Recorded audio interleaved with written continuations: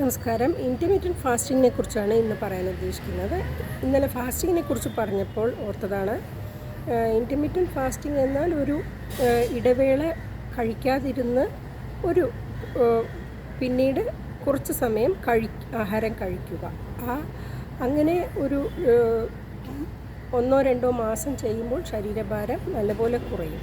അതായത് നമ്മുടെ ആന്തരികാവയവങ്ങൾക്കിടയിലുള്ള കൊഴുപ്പ്, വിസറൽ ഫാറ്റ്, അത് ഇങ്ങനെയുള്ള ഫാസ്റ്റിംഗ് കൊണ്ടാണ് ബേൺ ആവുക.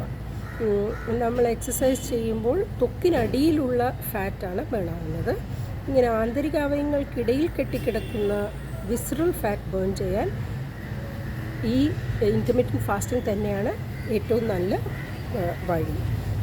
ആദ്യം തുടക്കക്കാർക്ക് 12 മണിക്കൂർ കഴിക്കുകയും 12 മണിക്കൂർ ഉപവസിക്കുകയും ചെയ്യുന്നതായിരിക്കും നല്ലത്.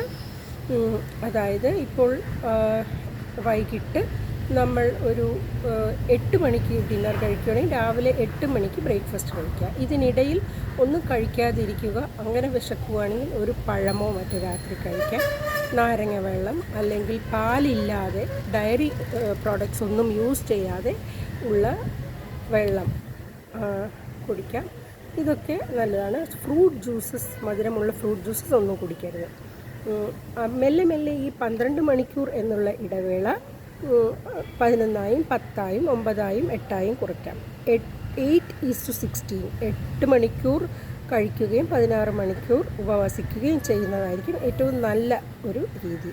അങ്ങനെയുള്ള 8:16 റേഷ്യോ ഒരു 3 മാസം മെയിൻറ്റെയിൻ ചെയ്യുകയാണെങ്കിൽ നിങ്ങളുടെ ശരീരഭാരം നല്ലപോലെ കുറയും എന്ന് മാത്രമല്ല, അത് നിങ്ങൾക്ക് ശാശ്വതമായി നിലനിർത്താനും കഴിയും.